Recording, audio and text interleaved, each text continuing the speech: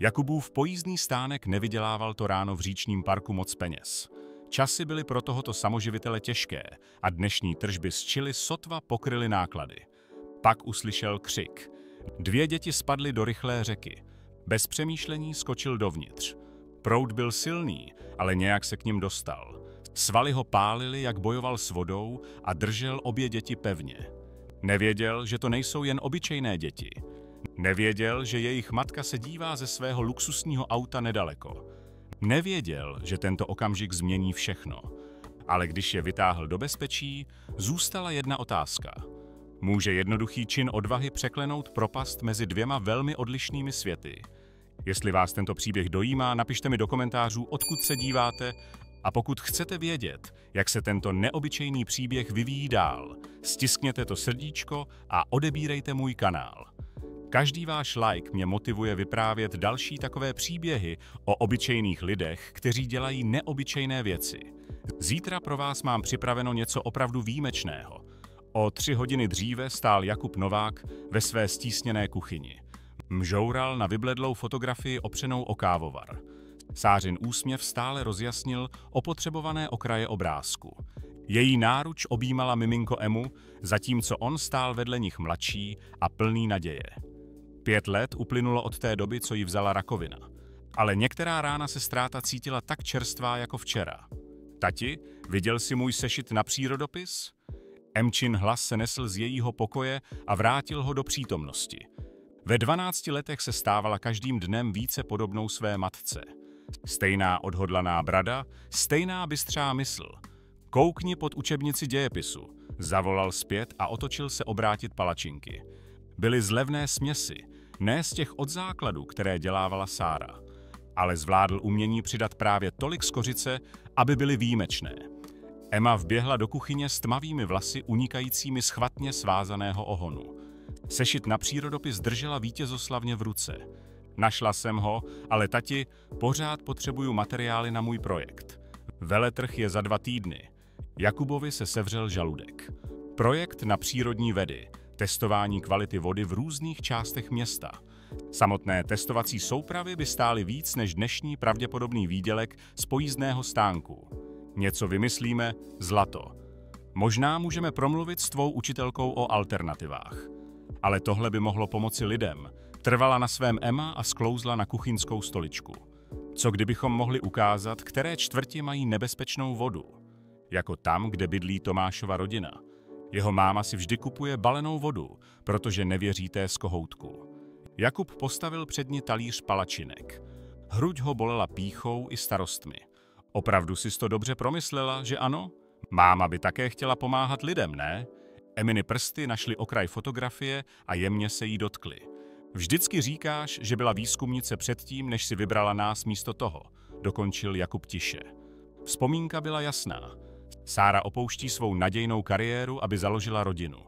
Trvala na tom, že některé experimenty jsou důležitější než jiné. Měli plány otevřít společně restauraci, spojit jeho vaření s její vědeckou přesností. Pojízdný stánek bylo vše, co z toho snu zbylo. Emma jedla rychle a pohlédla na hodiny. Budeme mít zpoždění na přípravu.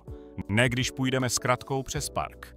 Jakub popadl svou opotřebenou zástěru z háčku. Logo Novákova domácí kuchyně vybledlo, ale slova byla stále čitelná. Schoval fotografii na obvyklé místo v peněžence. Zvyk, který si nedokázal zlomit ani po všech těch letech. Procházka do říčního parku byla jejich denní rituál. Emma ukazovala na zajímavé kameny nebo rostliny, občas se zastavila, aby si udělala poznámky pro své další přírodovědné projekty.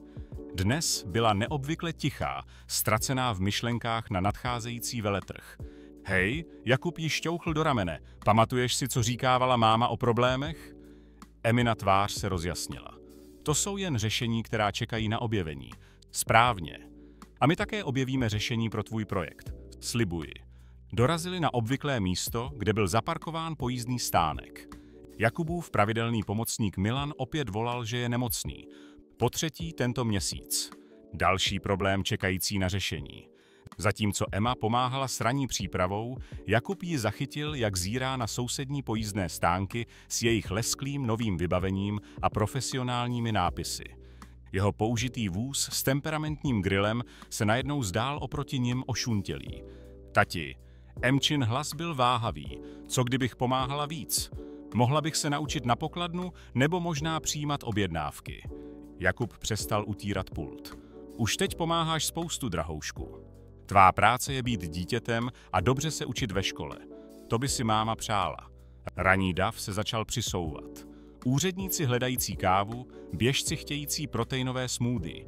Jakub si uvázal zástěru nacvičenými pohyby a odsunul myšlenky na účty, pokazené vybavení a projekty na přírodní vědy. Právě teď měl čili k přípravě a zákazníky k obsloužení. Emma popadla svůj batoh a vydala se do školy. Uvidíme se ve 3, volal za ní. Uč se pořádně. A Emo otočila se. Vymyslíme to. Vždy to vymyslíme. Sledoval ji, jak mizí po parkové cestě. Jakub se dotkl peněženky, kde ležela schovaná fotografie. Daří se nám dobře, že ano, Sáro? Zašeptal. Většinou dobře. Ranní slunce mu hřálo tvář, když začal další den snahy dokázat, že tato slova jsou pravdivá. Žofie Černá stála v kuchyni svého penthousu a sledovala, jak její dvojčata cpou do shodných batohů Gucci, knihy a hračky. Alexander a Alžběta, dokonalá zrcadla jeden druhého v 8 letech, trvali na tom, že si do parku vezmou celou vědeckou soupravu. Jejich nadšení pro experimenty jí příliš připomínalo jejich otce. Další bystrou mysl, která je opustil pro další velký objev. Mami, můžeme si vzít i mikroskop? Alžběta držela profesionální nástroj, oči jí svítily nadějí. Drahoušku, mluvili jsme o tom. Park je pro venkovní aktivity. Žofie narovnala Alžbětě límec, zvyk, který si vyvinula, aby měla ruce zaneprázdněné, když říkala ne. Navíc dnes odpoledne přijde tvůj nový doučovatel. Ale chceme studovat organismy v rybníku. Připojil se Alexander hlasem nesoucím stejnou odhodlanost, která vybudovala Žofíno technologické impérium. Jako opravdoví vědci. Žofie zkontrolovala hodinky, vzácný starožitný kousek, který stál víc než většina aut. Být výkonnou ředitelkou společnosti Čertech znamenalo, že každá minuta byla naplánovaná, koordinovaná, optimalizovaná. Ale v poslední době začala zpochybňovat veškerou tu efektivitu. Dvojčata vyrůstala ve světě schůzek a úspěchů, jejich dětství měřené milníky místo vzpomínek. Řeknu ti co, kompromis. Vezmeme si sběrné skleničky, ale mikroskop zůstane doma. Dohodnuto? Dvojčata si vyměnila jeden ze svých němých pohledů, ten druh, který Žofii vedl k zamyšlení, zda nemají svůj vlastní soukromý jazyk. Dohodnuto, zakřičeli v unisono. Telefon jí bzučel. Další krize v kanceláři. Představenstvo tlačilo zpět na její nejnovější iniciativu obnovitelné energie a tvrdilo, že je příliš riskantní. Byly stále obtížnější od jejího rozvodu, jako by svobodná matka nemohla zvládnout rodinu i podnikání. Paní Černá, objevila se její hospodyně Marie s čerstvě lisovanou šťávou. Auto je připraveno kdykoliv chcete. Žofie přikývla a napila se zeleného nápoje. Co bych bez tebe dělala? Pravděpodobně bych si najala někoho jiného, usmála se starší žena, ale oči měla laskavé. Byla s nimi od narození dvojčat, jediná stálá přítomnost kromě samotné Žofie. Alexander zatáhl za Žofín hedvábný top. Můžeme jít cestou kolem pojízdných stánků? Je tam jeden, který dělá nejlepší horkou čokoládu. Horkou čokoládu? Žofie zdvihla obočí. Od kdy víte o pojízdných stáncích? Marie nás tam vzala minulý týden, když si měla pozdní schůzku, vysvětlila Alžběta. Muž tam byl opravdu milý. Nechal nás sledovat, jak vaří. Žofie vrhla na Marii tázavý pohled. Hospodyně pokrčila rameny. Chyběla jim, park se zdál lepší než další večer s iPadem a doučovatelem. Známá vina zatáhla za Žofíno srdce. Minulý týdenní pozdní schůzka byla ve skutečnosti osamělá večeře v její kanceláři, když zírala na tabulky a vyhýbala se dalšímu prázdnému večeru doma. Dvojčata měla své přátele ze soukromé školy, své aktivity, své lekce, ale někdy je zachytila, jak s toužebným pohledem sledují jiné rodiny v parku. Stánky nejsou zrovna zdravotně certifikované, Žofie váhala. Proč se nezastavíme v té nové biokavárně? Není to to samé, nafoukl se Alexander. Muž z pojízdného stánku vypráví příběhy, zatímco vaří. Řekl, že jeho dcera dělá vědecký projekt. Žofie jim pomohla s batohy a všimla si, jak se značky luxusních značek zdály být v rozporu s jejich nadšeným žvatlají o pouličním jídle a rybníčkové vodě. Možná se příliš soustředila na to, aby jim dala vše, co v jejím vlastním dětství chybělo. Nejlepší školy, nejlepší oblečení, nejexkluzivnější příležitosti. Ale co jednoduché radosti, na které si pamatovala z raných dnů na Tajvanu předtím, než obchodní úspěch jejich rodičů všechno změnil. Dobře, ustoupila, můžeme jít kolem pojízdných stánků, ale nejdříve opalovací krém. Dvojčata zasténala, ale podřídila se její metodické aplikaci. Zatímco pracovala, Žofie si všimla, že jejich shodné batohy už byly poškrábané, i když jim byly sotva měsíc. Byly to žijící, rostoucí děti, ne dokonalé porcelánové panenky, které se někdy cítila nucena představovat světu. Telefon jí opět bzučel. Představenstvo mohlo počkat. Toto ráno patřilo jejím dětem. Pojízdné stánky nevyjímaje. Ráno se oteplilo natolik, že si Jakub mohl vyhrnout rukávy a odhalit poškrábané ciferníky starých hodinek svého otce Timex. Hodinky nestály za moc, ale označily každý důležitý okamžik jeho života. Promoce, svatba, Emino narození. Teď odmořovali čas dalšího dne obsluhy útěšného jídla cizím lidem. Míchání chili, když to uslyšel. Šplouchnutí následované křikem, který mu zamrazil krev v žilách. Alexander. Ženský hlas řval hrůzou. Alžběta. Jakubovo tělo se pohnulo dříve, než jeho mysl stihla zpracovat scénu. Přeskočil pult a zachytil záblesky zmítající se vody a malých rukou prolamujících hladinu. Řeka naběhla jarním deštěm. Její obvykle jemný proud se změnil v zrádný. Otcovi hodinky tykaly na jeho zápěstí, když běžel. 1 sekunda, 2 sekundy, 3 sekundy. Čas se protáhl jako karamel. První dítě, chlapec, byl blíže. Jakub se vrhl do vody a vydechl šokující chladem. Proud ho okamžitě popadl a pokusil se mu podrazit nohy. Ale roky tahání zásob a manévrování s jeho pojízdným stánkem vybudovali sílu v jeho pažích a ramenou. Mám tě, zavrčel a dosáhl k chlapci. Drž se mého krku. Dítě zakašlalo, ale dokázalo ho uchopit. Jakub viděl druhé dítě, dívku, jak je strhávána dále po proudu. Jeho srdce tlouklo. Proud byl zde silnější, voda hlubší. Pomoz jí, udusil chlapec. To je moje sestra. Jakubovi nohy pálily, jak tlačil proti proudu.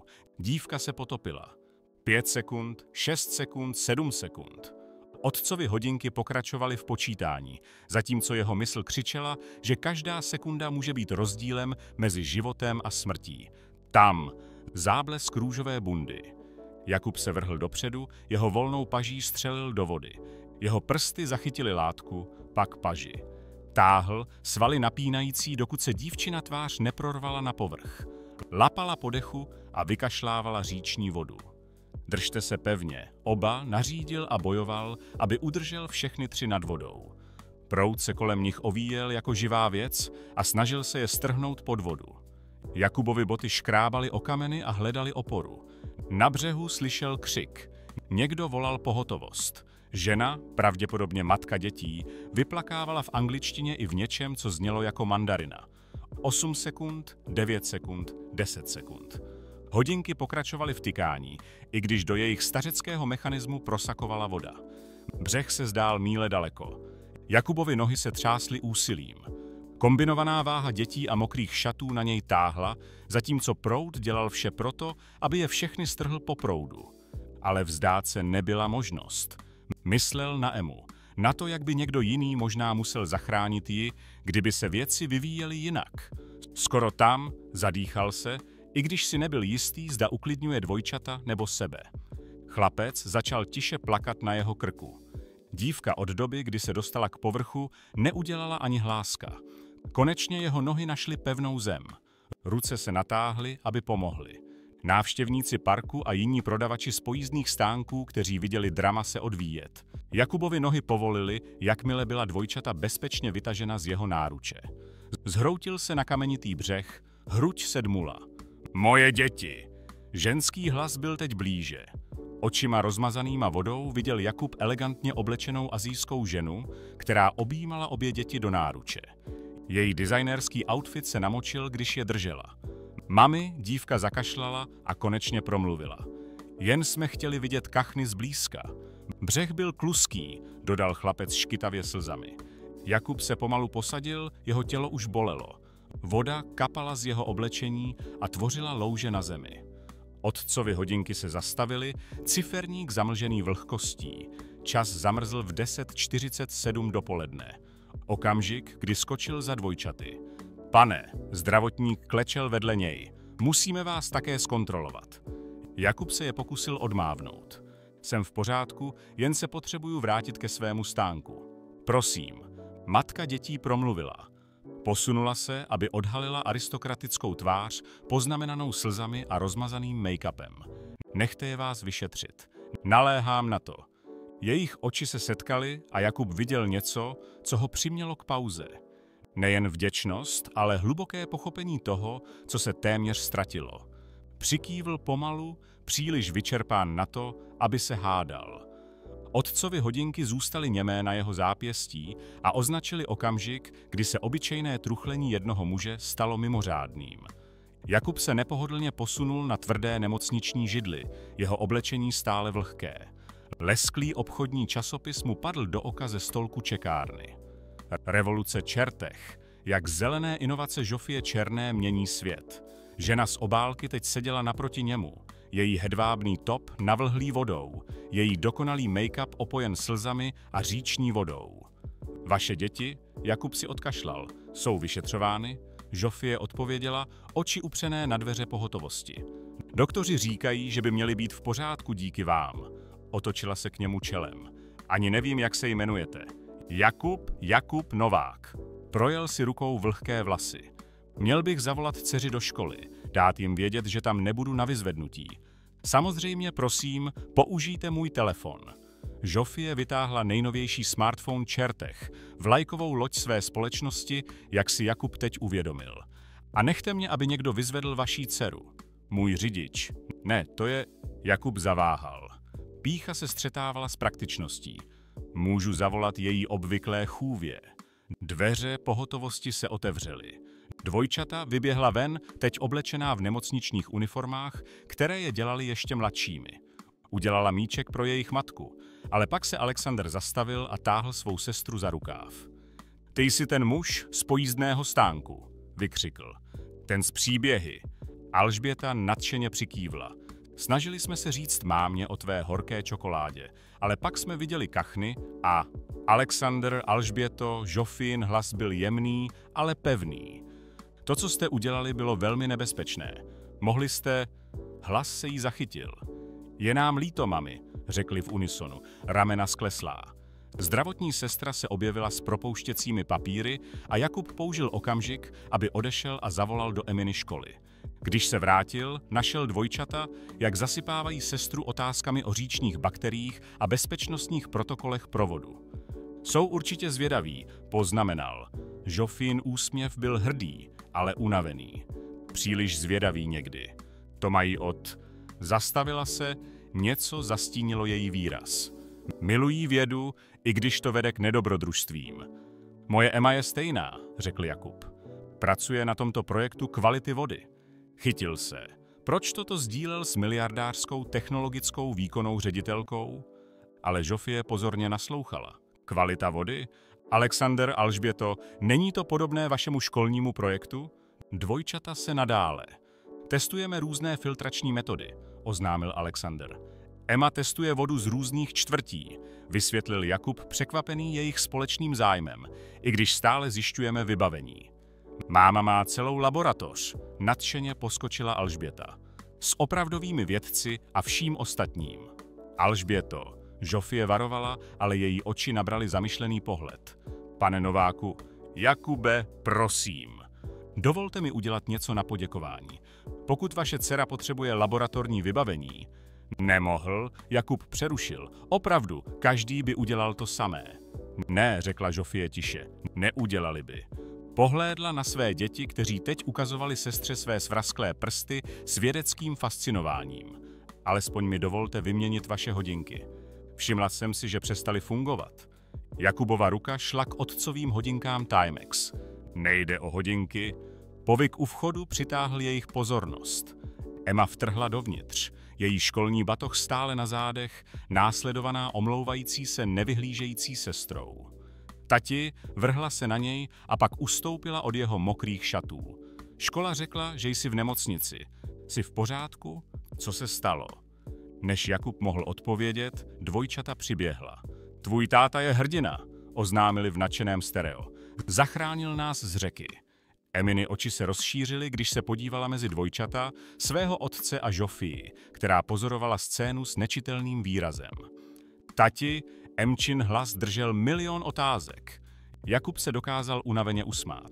Je to docela příběh, zlato.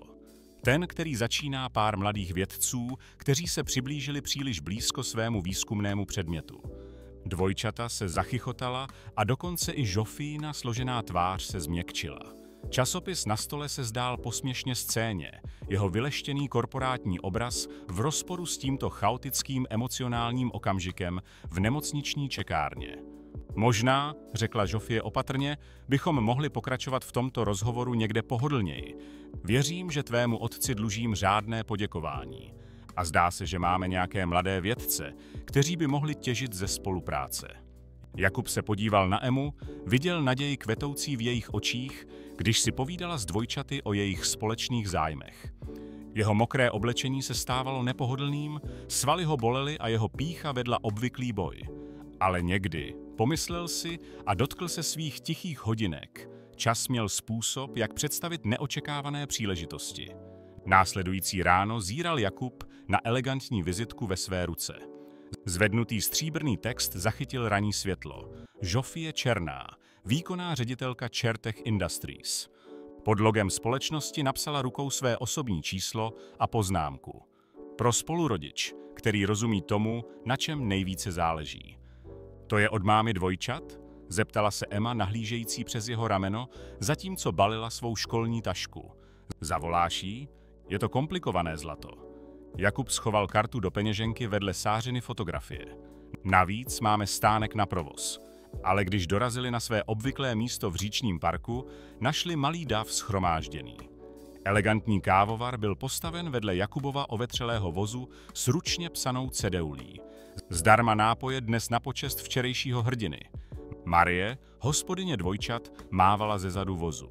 Pane Nováku, dvojčata trvala na pomoci.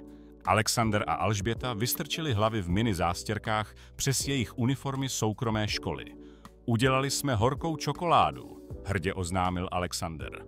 S opravdovou belgickou čokoládou, přidala Alžběta, jako jsi nám ukázal.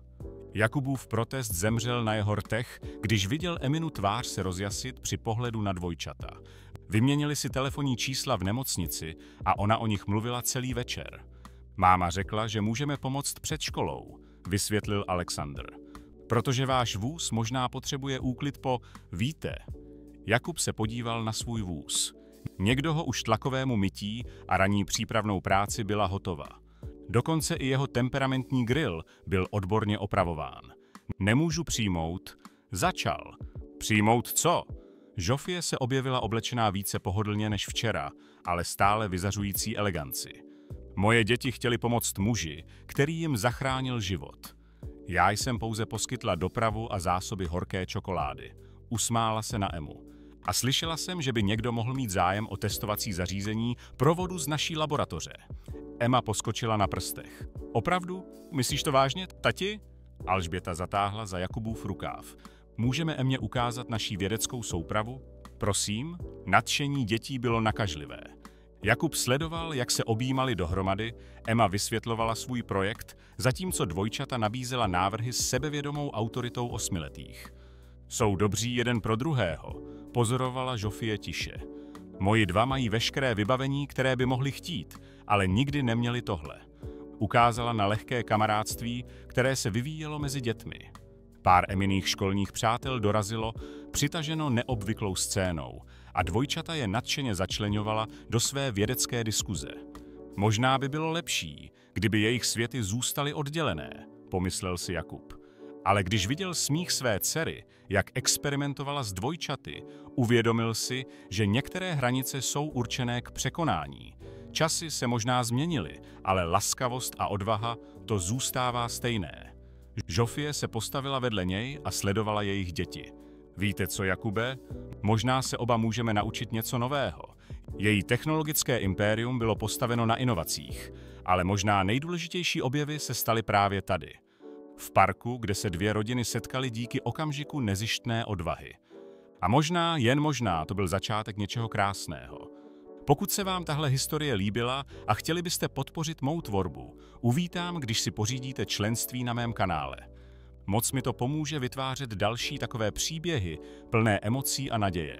Budu vám za to opravdu vděčný. Zapojit je do svého improvizovaného vědeckého setkání, slečno Černá, začal Jakub. Sofí, prosím Sofí, oceňuji všechno, ale nemůžu vám dovolit narušit vaše ráno takhle, musíte mít schůzky, odpovědnosti. Vytáhla telefon a ukázala mu svůj kalendář. Vidíte dnešní záznam v ráno, říká poděkovat muži, který dal mým dětem budoucnost. To je moje jediná odpovědnost právě teď. Zákazník se přiblížil a Jakub se automaticky pohnul směrem ke svému vozu, ale Marie už objednávku obsluhovala s profesionální efektivitou. Jen pro dnešek, řekla Sofí a četla jeho výraz, nechte nás pomoct, a možná, zaváhala, možná bychom mohli projednat, jak zajistit, aby Emčin projekt dostal zdroje, které si zaslouží.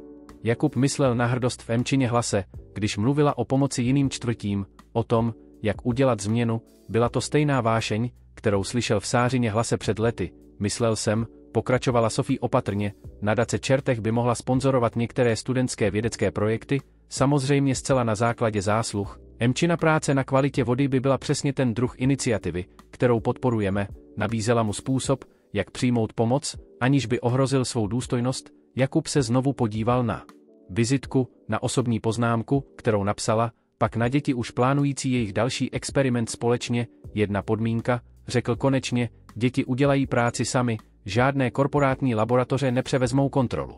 Sofín úsměv byl vřelý, souhlasím, ačkoliv vás varuju, jakmile ta trojka začne, možná budeme muset dohlížet na některé jejich ambicioznější nápady, jako na znamení uslyšeli Alexandra vysvětlovat něco o molekulárním filtrování, zatímco Emma a Alžběta si dělali poznámky se stoupajícím nadšením. Na co jsme se právě dohodli, zasmál se Jakub a překvapil sám sebe. Sofíny oči se zachvěly, věřím, pane Nováku, že jsme se právě dohodli nechat naše děti nás naučit něco o bourání bariér. Během následujících 2 týdnů se Jakubova ručně psaná tabulka jídelníčku stala deníkem neočekávaných změn. Vedle jeho obvyklých útěšných jídel se objevily nové položky, Alexandrova speciální horká čokoláda a Alžbětino smoothie na vědecký veletrh. Dvojčata trvala na tom, že přispěje svými vlastními výtvory, testovanými a schválenými během jejich nyní pravidelných návštěv. Přidal si zázvor, poznamenala Sofí jednoho rána a upíjela kávu u malého stolku, který Jakub postavil vedle vozu. Začala přijíždět dříve každý den a tvrdila, že ranní parkový vzduch jí pomáhá myslet.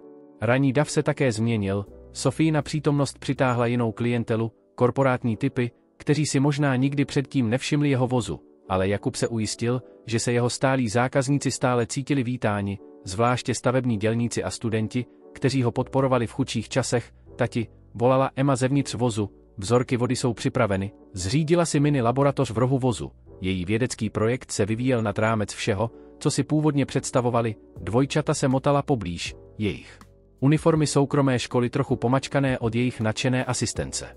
Pamatuj na kontrolní skupinu, radil Alexandr vážně, a zdokumentuj všechno, přidala Alžběta a držela tablet, aby zaznamenala jejich pozorování. Sofí sledovala děti při práci s měkkým výrazem ve tváři.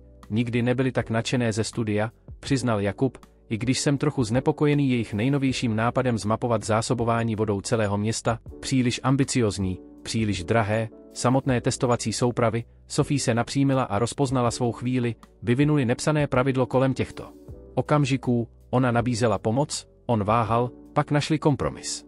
Grantová komise nadace se sejde příští týden, zmínila, slyšel jsem, že existuje velmi působivý návrh od některých mladých vědců. Jakubova pýcha krátce bojovala s praktičností, Emma na té žádosti tvrdě pracovala, udělala to bez pomoci z jakýchkoliv korporátních laboratoří, jak slíbila. Sofí se v očích zaleskla, i když nemůžu zaručit, že komise nebude mírně zaujatá jejich denními dodávkami horké čokolády. Dvojčata si udělala za úkol přinášet vzorky do kanceláří Čertech, hrdě nosila zástěry Novákovi domácí kuchyně, které jim Jakub pořídil, bezpečnostní stráže je teď znali jménem.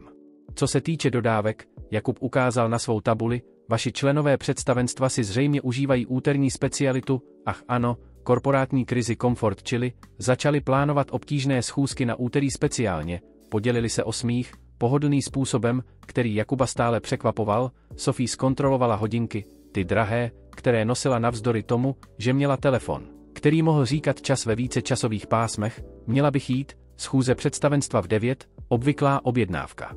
Přikývla a Jakub začal připravovat oběd pro její tým, další nový doplněk k jeho rutině, krmení vedoucích pracovníků, kteří kdysi ani nepodívali na jídelníček pojízdného stánku. Jakube, Sophie se zastavila a pohrávala si s šálkem, škola dvojčat má rodinnou vědeckou noc příští týden. Rádi by, kdyby mohla přijít Emma a samozřejmě i ty. Pozvání viselo mezi nimi a čekalo s nevysloveným významem. Jakub se podíval na děti tak pohroužené do své práce, že si nevšimli náhlého napětí v rozhovoru dospělých. Jejich otec obvykle přijde, dodala Sophie tiše, ale je v Singapuru na výzkumném projektu. Sophie, já jen. Rozmysli si to, sebrala své věci, každý pohyb elegantní navzdory jejímu zjevnému nepohodlí. Žádný tlak, dvojčata pochopí, jestli přijdeme. Slova překvapila je oba, Sophiin úsměv pomalu rozkvěl a proměnil celou její tvář. Opravdu, ale přinesu jídlo. Nemůžu nechat ty rodiče ze soukromé školy si myslet, že pojízdné stánky nejsou dost dobré na jejich setkání, ani ve snu bych si to nepřál. Sophie se v očích zaleskla, ve skutečnosti slyšel jsem, že ředitel má obzvlášť rád útěšné jídlo. Když odcházela, Jakub se přistihl, že přidává novou položku na svou tabuli jídelníčku, speciální rodinná vědecká noc již brzy. Dvojčata jásala ze svého kouta a Emčin úsměv byl jasnější než ranní slunce, dokonce i Marie doplňující kávovar mu přikývla se souhlasem. Některé jídelníčky, uvědomil si Jakub, byly o víc než jen o jídle. Letáček vědeckého veletrhu na okně Jakubova vozu se mu zdál posmívat. Rodinná vědecká noc Slunečné akademie, kde budoucí inovátoři sdílejí své objevy. Upravil si kravatu půjčenou od souseda a zkontroloval svůj odraz v bočním zrcátku vozu. Tati, přestaň se vrtět, řekla Emma vynořujíc se zezadu v nových šatech, které jí Sophie pomohla vybrat. Vypadáš v pořádku, dost dobře pro Slunečnou akademii. Ukázal na elegantní budovu před nimi, kde luxusní auta už zajížděla k velej službě. Vypadáš dokonale. Ozval se Sophiin hlas. Objevila se vedle jeho vozu, dvojčata vedle ní nadšeně poskakovala. A tvoje jídlo voní úžasně. Jakub strávil hodiny přípravou všeho, burgery s domácími brioškovými housky, miniaturní verze svého slavného chili, delikátní předkrmy, které spojovaly jeho styl útěšného jídla s luxusní prezentací. Dvojčata pomohla navrhnout jídelníček a trvala na tom, že jejich spolužáci budou milovat fancy jídlo z pojízdného stánku. Příprava je uvnitř, Sophie je vedla bočním vchodem daleko od hlavního davu. Myslela jsem, že by to mohlo být jednodušší. Myslela na všechno a vytvořila bariéru mezi jeho světem a jejím. Jakub si nebyl jistý, zda má být vděčný nebo nepohodlný z toho. Školní obrovská aula byla přeměněna na přehlídku studentských projektů, profesionální výstavní tabule a propracované experimenty zaplnili prostor. Emčin skromný stůl se zdál nevhodný, dokud jste se nepodívali blíže na její skutečnou práci. Vaše analýza dat je pozoruhodná, komentoval muž v drahém obleku zkoumající Emčina zjištění o kvalitě vody. Uvažovali jste o rozšíření testovacích parametrů? Vlastně ano, Emma se rozžila, Alexandr a Alžběta mi pomohli identifikovat další metriky, které bychom mohli sledovat. Vidíte tyto korelační vzorce? Dvojčata se vrhla dovnitř a vysvětlovala své příspěvky s nakažlivým nadšením. Jakub si všiml, že se Sophie trochu napjala. Muž byl její bývalý manžel, doktor Jiří Černý. Nedávno se vrátil ze Singapuru, fascinující. Zamrmlal doktor Černý, metodologie je pro váš věk docela sofistikovaná. To proto, že to udělali sami, ozval se Jakub tiše, žádná laboratorní asistence, jen skutečné děti kladoucí skutečné otázky.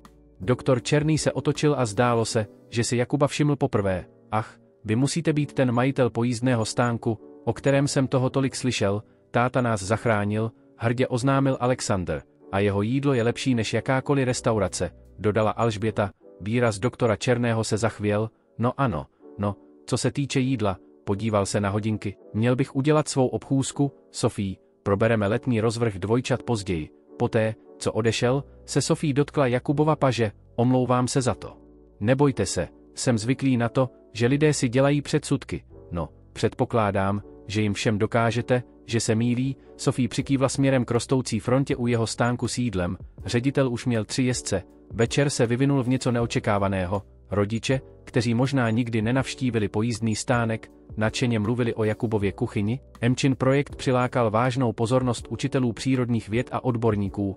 Dvojčata mezi oběma světy přelétala bez námahy, hrdí průvodci překlenující propast.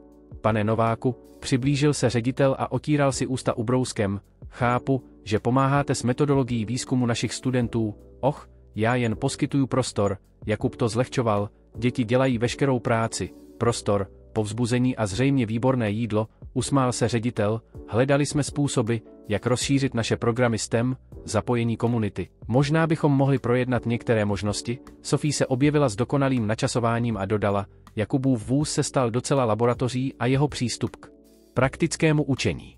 Zatímco mluvili, Jakub sledoval Emu vysvětlující svá zjištění skupině mladších studentů, stála vysoko, sebevědomně, otcova půjčená kravata teď kolem jejího krku jako odznak cti, dvojčata ji lemovala jako ochranní sourozenci odpovídající na otázky a sdílející zásluhy. Později pomáhal Emě balit její projekt. Jakub našel lístek zastrčený do letáčku vědeckého veletrhu, Sofíno elegantní písmo říkalo, některé bariéry jsou jen tak pevné, jak věříme, že jsou.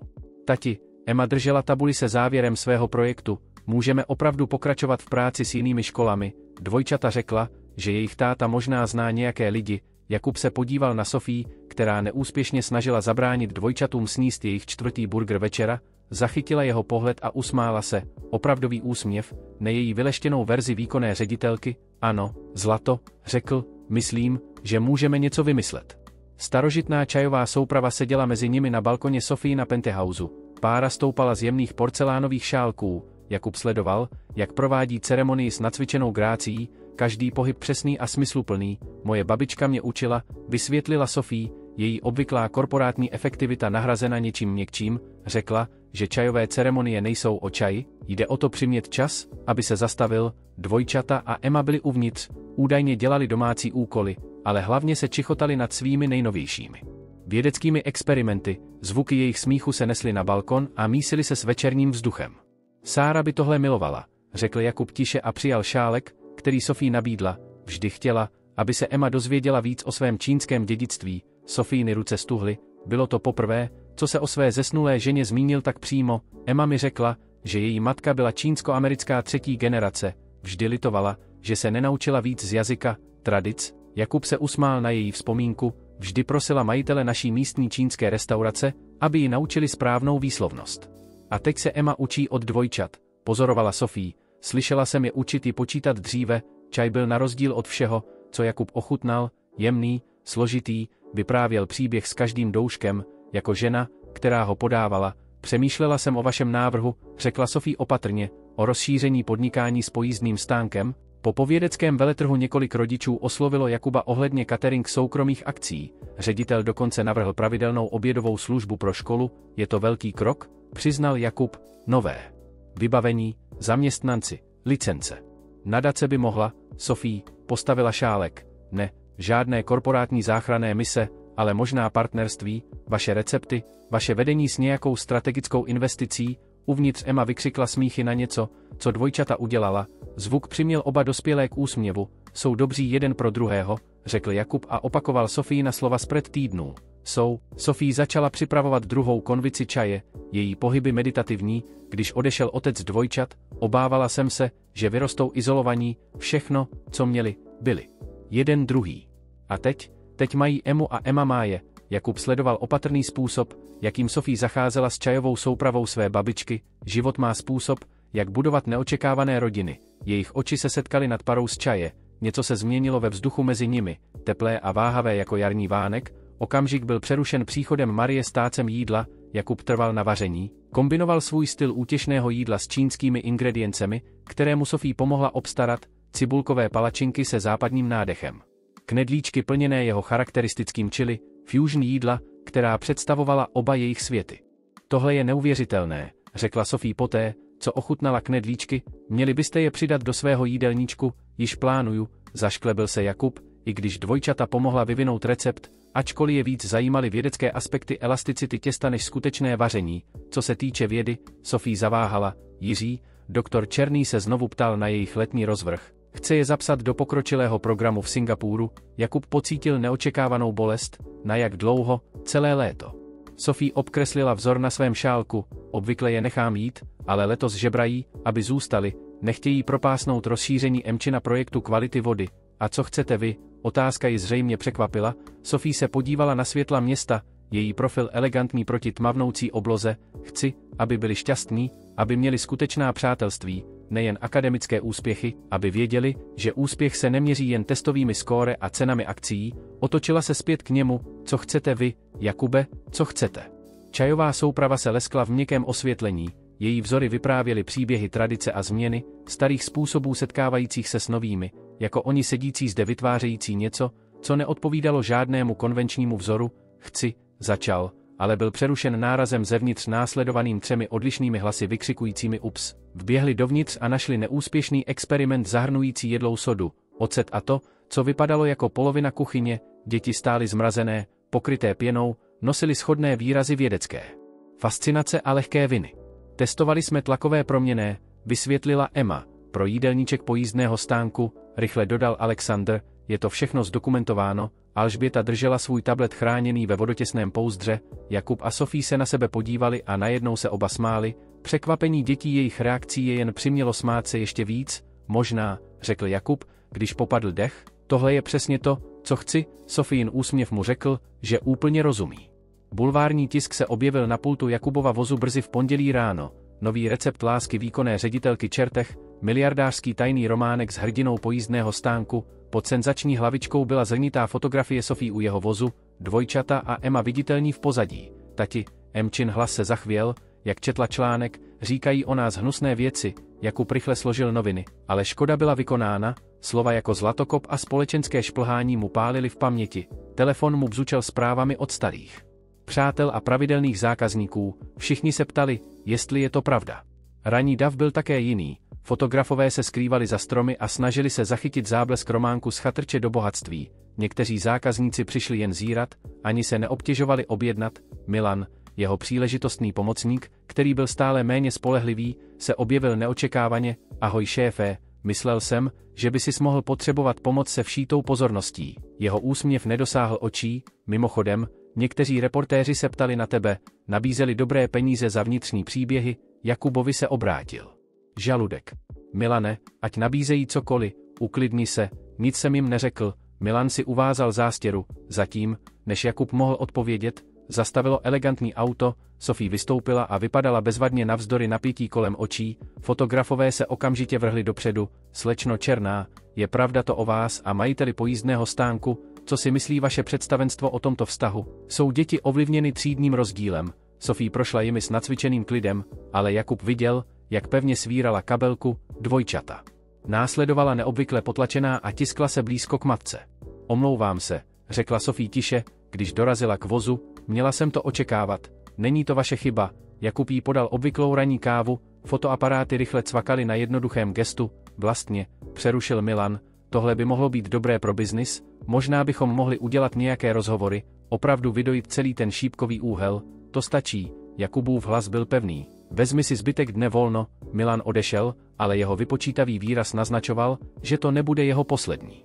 Emma objala dvojčata, všechny 3 děti se stěsnaly dohromady proti nechtěné pozornosti. Nezajímá nás, co píší, oznámila Alžběta, i když se jí chvěl dolní red, jo, dodal Alexander, si náš hrdina bez ohledu na to, co napíšou, Jakubův telefon zazvonil, ředitel Slunečné akademie pravděpodobně volal kvůli skandálu ovlivňujícímu jeho prestižní školu, na Sofíně telefonu poslali členové představenstva naléhavé zprávy o mimořádných schůzích, možná bychom měli, Sophie začala váhavě, ustoupit, dokončil.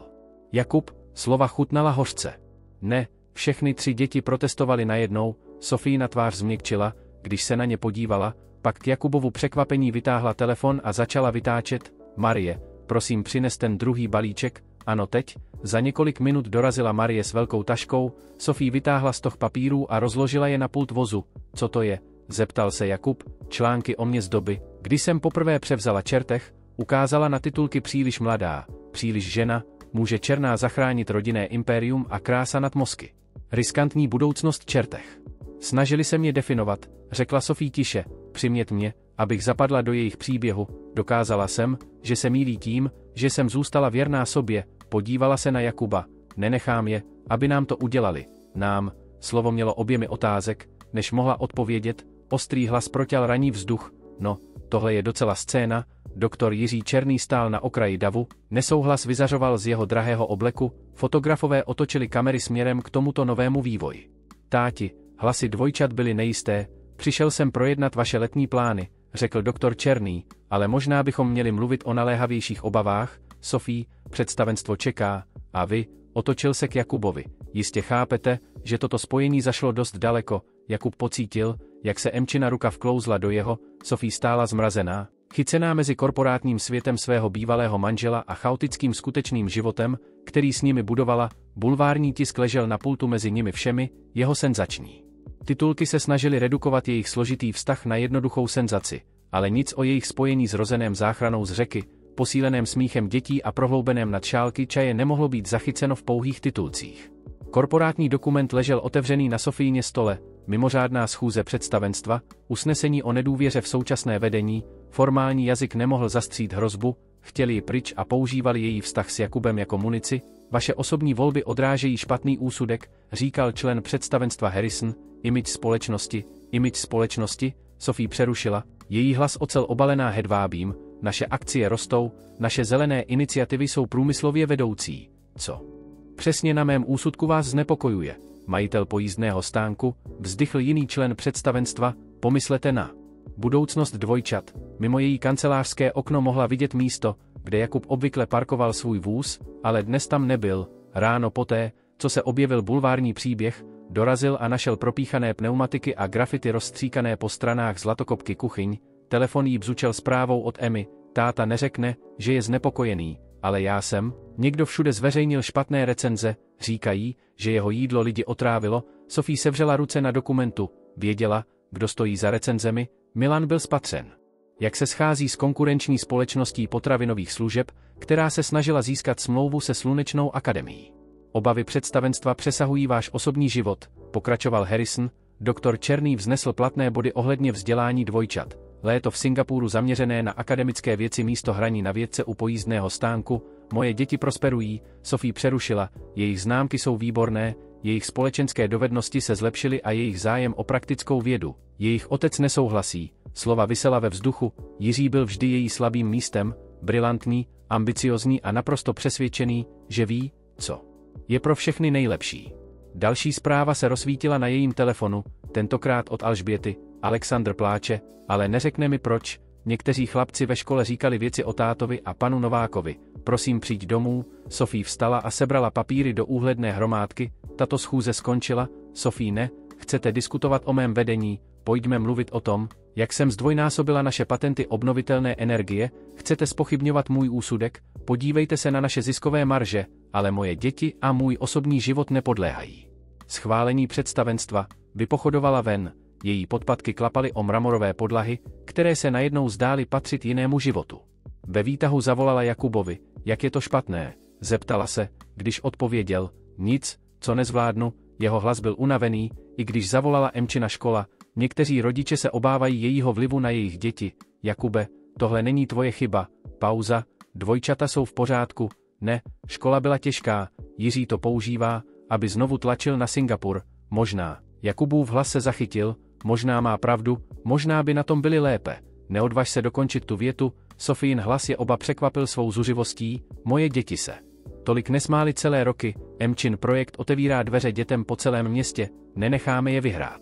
Slyšela rozruch v pozadí, Jakub tiše zaklel, co to je, zdravotní inspektor, třetí tento týden, legrační, jak se pořád objevují během špičky. Sophie uvažovala rychle, stále měla kontakty v restauračním průmyslu, lidé, kteří jí dlužili laskavosti. Pár hovorů by mohlo, Sophie, Jakub zřejmě četl její myšlenky, žádné korporátní opravování, pamatuj, tohle není férové, život zřídka je, pokusil se znít lehce, ale hej, aspoň ten bulvár zachytil mou dobrou stranu. Klepání na okno auta ji vylekalo, Marie stála venku a držela tablet s nejnovějšími zprávami. Představenstvo Čertech uvažuje o změně vedení, zdroje říkají, že osobní život výkonné ředitelky vyvolává obavy. Sophie se podívala na korporátní dokument na sedadle vedle sebe, pak na prázdné místo, kde měl být Jakubův vůz, všechno, co vybudovala, její společnost, štěstí jejich dětí, tato neočekávaná šance na lásku, to vše bylo pod útokem. Telefon jí znovu bzučel, fotografie od Emmy, dvojčata v Jakubově kuchyni, všechny 3 děti nosily zástěry Novákovy domácí kuchyně, obklopené vědeckým vybavením a kuchyňskými potřebami. Smáli se, mouka ve vlasech, úplně pohroužené do jakéhokoliv experimentu, receptu, který vymysleli. Pod fotografií byla zpráva: táta říká, když se věci zkomplikují, jen potřebujeme z toho udělat něco dobrého, pracujeme na novém receptu, chceš pomoct? Sophie se dotkla obrazovky, trochu se jí rozmazalo před očima, pak se otočila k Marii: zavolej mému právníkovi a zjisti, kdo vlastní prázdnou prodejnu vedle obvyklého parkového místa Jakuba. Sophie, chtějí válku, dobrá, ale brzy se dozví, že láska dělá nejlepší zbroj.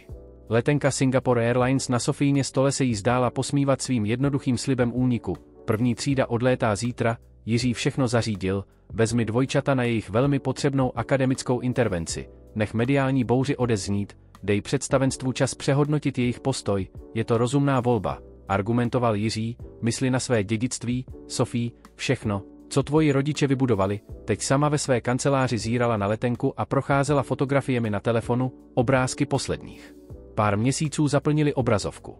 Dvojčata a Emma provádějí testy vody u řeky, Jakub učí Alexandra, jak hnízd těsto, Alžběta usíná opřená o otcovo rameno během filmového večera, klepání přerušilo její myšlenky, asistentka vstoupila s dalšími papíry vyžadujícími naléhavou pozornost, smlouvy s dodavateli, doporučení představenstva, tiskové prohlášení, a pod tím vším poznámka ze Slunečné akademie, letní registrace dvojčat pro Singapur čekala na její podpis, telefon jí bzučel zprávou od Jakuba: vůz opraven, zdravotní odbor nás konečně prověřil, Emma postřádá dvojčata.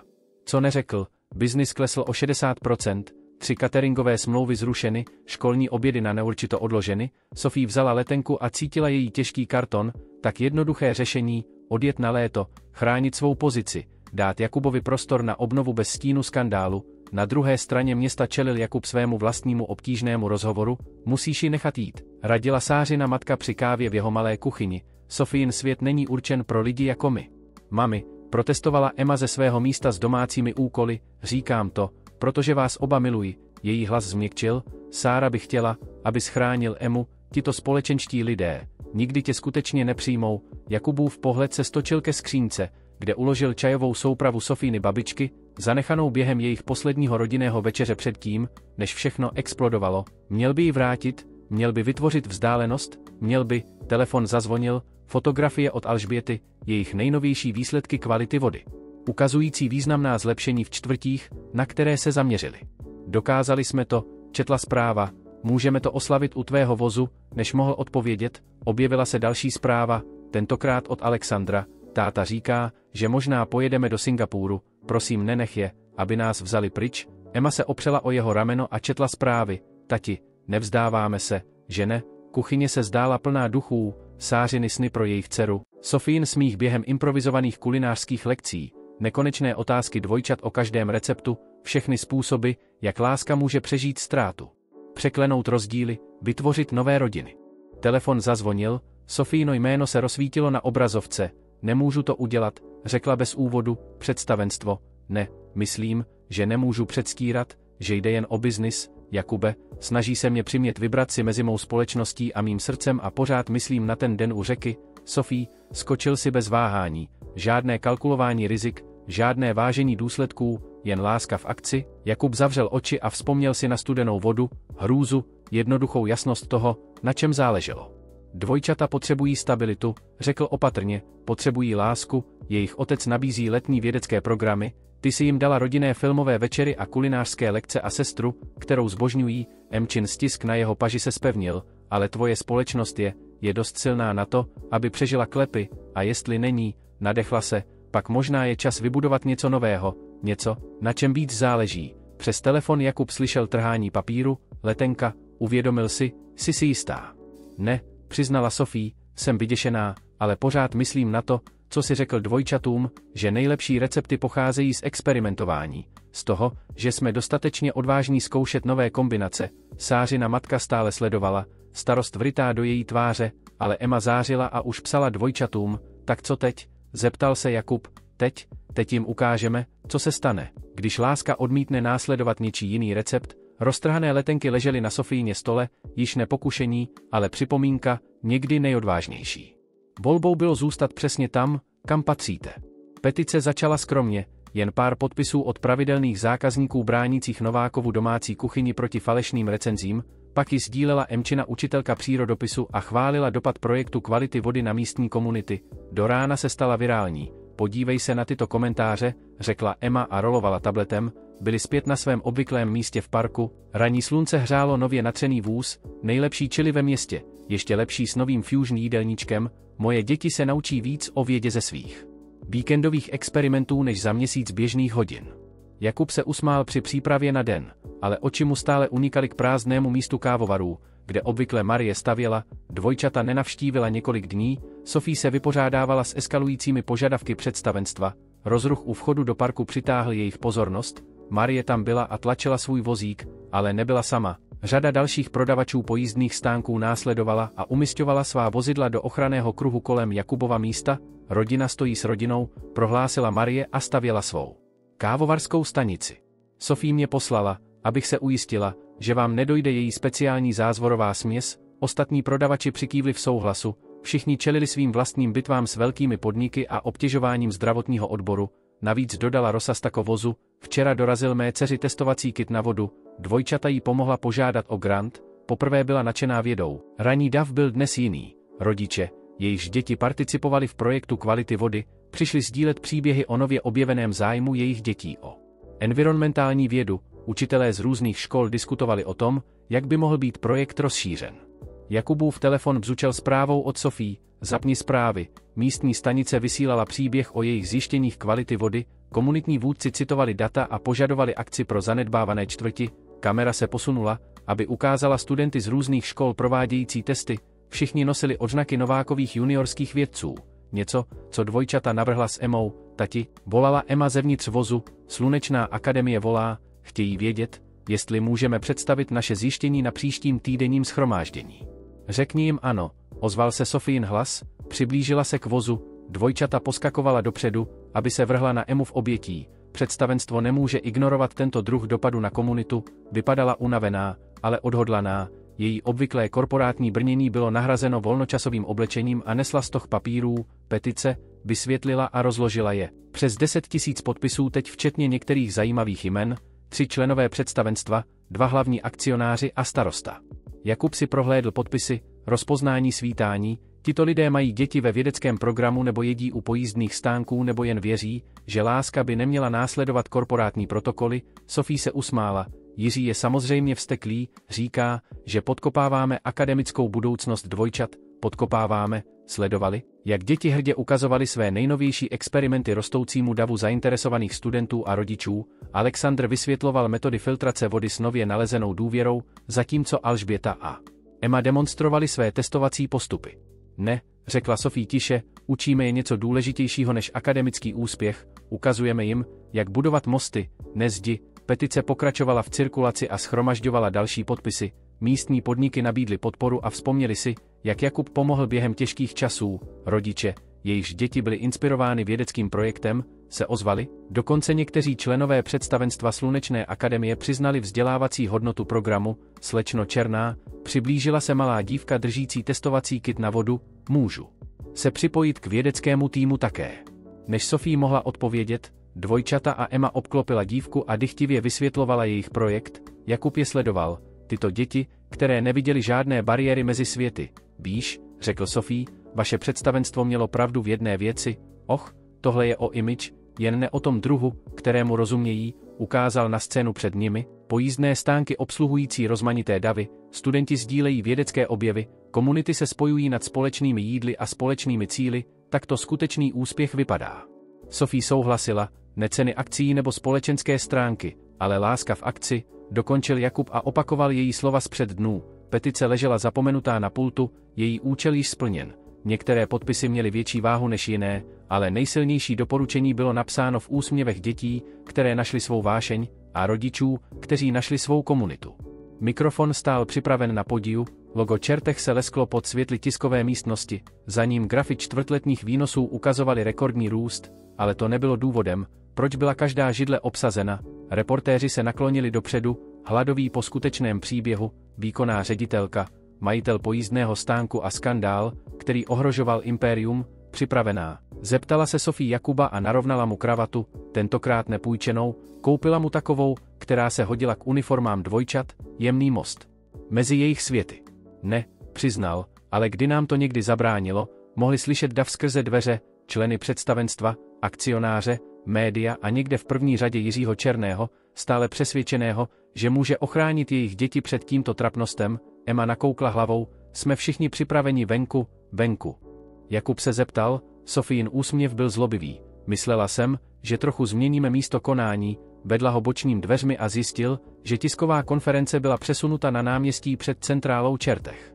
Pojízdné stánky lemovaly náměstí, všichni jejich přátelé z parku obsluhovali korporátní manažery vedle stavebních dělníků. V centru děti zřídili svou demonstraci kvality vody, slečno Černá, zavolal reportér, je tohle nějaký druh publicity triku, Sophie přistoupila k mikrofonu, nyní umístěnému pod širým nebem, tohle je lekce o hodnotě, ne o hodnotě akcií. Když naše čísla jsou výborná, ale o druhu hodnoty, která se neukáže v čtvrtletních zprávách, ukázala tam, kde dvojčata a Emma prováděla testy. Vody se skupinou zainteresovaných studentů. Před 2 měsíci tyto děti začaly klást otázky o kvalitě vody v nedostatečně obsluhovaných čtvrtích, nezajímaly je hodnoty nemovitostí nebo společenské bariéry, viděli problém a chtěli pomoct, s veškerou úctou, přerušil člen představenstva, tohle není o školním vědeckém projektu, vlastně, Jakub přistoupil k mikrofonu, jeho hlas pevný, je to přesně o tom, o vidění potenciálu tam, kde jiní vidí problémy, o budování mostů místo zdí, šepot se rozprostřel davem, když mluvil. Někteří akcionáři se zamračili, ale jiní sledovali, jak jejich děti gravitují k vědecké demonstraci. Když jsem skočil do té řeky, pokračoval Jakub, nemyslel jsem na společenskou třídu nebo korporátní image, myslel jsem na 2 děti, které potřebovaly pomoc, všechno, co následovalo, přátelství, vědecký projekt, komunitní odpověď, to byla jen láska dělající to, co přirozeně dělá, spojování lidí, tohle je absurdní. Jiří Černý vstal, Sophie, mysli na to, co riskuješ. Společnost je silnější, když si pamatujeme její účel, Sophie ho přerušila, moji rodiče vybudovali Čertech, aby řešil problémy, aby zlepšil život pro všechny, nejen pro akcionáře, podívejte se kolem, Dav viděl studenty z exkluzivních soukromých škol pracující vedle dětí ze státních škol, všichni nadšeni vědou, viděli podnikatele v oblecích objevujících radost z autentického pouličního jídla, viděli bariéry se rozpouštět nad společnými jídly a společnými cíli. Naše čtvrtletní zprávy ukazují, že inovace rostou, pokračovala Sophie, víte proč? Protože jsme začali naslouchat různým hlasům, protože jsme si pamatovali, že dobré nápady mohou přijít odkudkoliv, dokonce z kuchyně pojízdného stánku přeměněné na vědeckou laboratoř, dvojčata začala rozdávat své nejnovější zprávy o kvalitě vody, profesionálně svázané díky zdrojům jejich matky, ale nesoucí logo Jakubova pojízdného stánku vedle Čertech, takže ano, Sofín hlas se posílil. Zamilovala jsem se do majitele pojízdného stánku, ale důležitější je, že jsem si vzpomněla, co láska může vybudovat, když to necháme, mosty, komunity, budoucnosti, pokud mě to stojí místo, ať už, některé věci jsou důležitější než ceny akcií, pomalu začal potlesk z oblasti pojízdných stánků, Marie vedla aplaus, brzy se k ní připojili studenti, rodiče a dokonce někteří členové představenstva, kteří sledovali své vlastní děti objevovat vědu prostřednictvím projektu dvojčat. Představenstvo požaduje okamžité hlasování, oznámil Harrison vstávaje, souhlasím, řekl další člen, ale usmívala se, když sledovala svou dceru nadšeně participovat v testování vody, Jakub sáhl po Sofíně ruce, když hlasování začalo, mikrofon zachytil jeho šepot, ať se stane cokoliv, jsme v tom spolu, souhlasila Sophie a sledovala hrdé tváře jejich dětí, jak demonstrovali svá zjištění davu, hlasování bude záležet na budoucnosti Čertech, ale ve všech způsobech, na kterých skutečně záleželo. Už vyhráli. Mikrofony stály svědky toho, jak se staré bariéry rozpadaly a byly nahrazeny něčím silnějším, komunitou vybudovanou na lásce, odvaze a jednoduché síle lidí spojujících se nad dobrým jídlem a společnými sny, klíč se leskl v Jakubově dlani, nová Mosas, která ještě nebyla otupena používáním, dům, který otevřel, nebyl tak velkolepý jako Sophin penthouse ani tak skromný jako jeho starý byt, místo toho to bylo něco jedinečně jejich, činžovní dům s profesionální kuchyní v přízemí a dostatkem místa. Nahoře pro jejich smíšenou rodinu. Předchozí majitel to používal jako kuchařskou školu, vysvětlila Sophie a sledovala jeho tvář, realitka zmínila něco o kuchyni potřebující modernizaci, ale je to dokonalé, vydechl Jakub a nakukoval do vybavení průmyslové třídy a obrovského prostoru pultu. Dvojčata a Emma už běžela pokoji nahoře. Jejich kroky se ozývaly možnostmi. Tati, volala Emma dolů, je tam celá místnost, kterou můžeme použít jako laboratoř, s řádným větráním tentokrát, rychle dodala Sophie a vzpomněla si na některé jejich výbušnější experimenty. Ranní slunce proudilo velkými okny a osvětlovalo prostory, které se zdály navržené pro jejich jedinečné potřeby. Kuchyně mohla sloužit jako testovací prostor pro Jakubův rozšiřující se podnik, suterén měl potenciál pro malé výrobní zařízení, zahrada vzadu byla ideální pro pěstování bylin a zeleniny a provádění testů kvality půdy, jak si dvojčata už všimla. Podívej, co jsme našli. Alexandr se řítil po schodech a držel zaprášenou ceduli. Dům se dříve jmenoval Kuchařská akademie, teď se může jmenovat Vědecká a kuchařská akademie, navrhla Alžběta a následovala svého bratra. Jakub a Sophie si vyměnili pohledy, diskutovali o tom, jak spojit své vášně do něčeho smysluplného. Podnikání s pojízdným stánkem rostlo s komunitně zaměřeným cateringem a vzdělávacími programy. Sophiino představenstvo ji nakonec odhlasovalo ponechat jako výkonnou ředitelku, pod dojmem pozitivní publicity a skutečného dopadu na komunitu jejich iniciativ. Mimochodem, řekla Sophie opatrně, Jiří dnes ráno volal, Jakub se trochu napjal, po tiskové konferenci jeho pokusy o vměšování klesly, ale stále občas dělal hluk o vzdělání dvojčat. Chce přispět do jejich vědeckého programu, pokračovala Sophie, vlastně vypadal pod dojmem jejich nejnovějších výsledků projektu. Dvojčata rozšířila svou iniciativu kvality vody do plného programu environmentálních věd, nyní běžící ve školách po celém městě. Emma se stala studentskou vůdkyní mentorující mladší účastníky. Opravdu, Jakub položil klíč na pult, jejich pult nyní, žádné zmínky o Singapuru, jenže by mohli zvážit představení svých zjištění na konferenci tam jako rodina.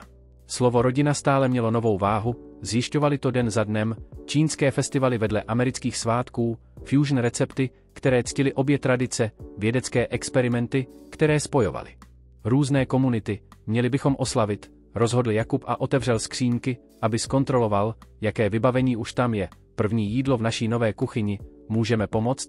Zeptali se děti jednohlasně. Samozřejmě, usmál se Jakub, každý dobrý experiment potřebuje tým. Spadli do svého známého rytmu, Jakub řídil vaření, Sophie zvládala logistiku, děti měřily ingredience s vědeckou přesností, Emma zdědila otcův instinkt pro chutě, zatímco dvojčata s každým receptem zacházela jako s chemickým experimentem. Pamatuješ si naší první kulinářskou lekci? Zeptala se Alžběta a opatrně odměřovala sojovou omáčku. Myslíš tu knedlíčkovou explozi? Zasmála se Emma. To byla cenná lekce o tlaku páry, bránil Alexandr. Žofie je sledovala při společné práci. Tyto děti, které mezi sebou smazaly všechny bariéry, klíč na pultu zachytil světlo a připomněl jí další nové začátky.